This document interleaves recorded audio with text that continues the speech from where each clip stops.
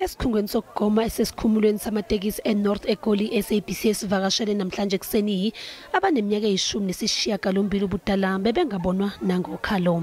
Ucwaningo thole ukuthi intsha imanqika kuyogoma kunabantu asebekhulile. Now look at the youngest group, those aged 18 to 24.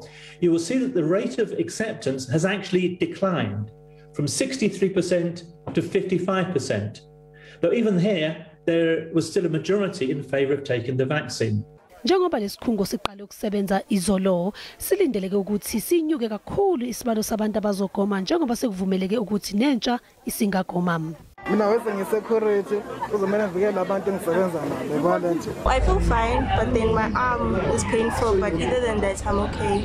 When we have really vaccinated all of them, it should be 5.2 million.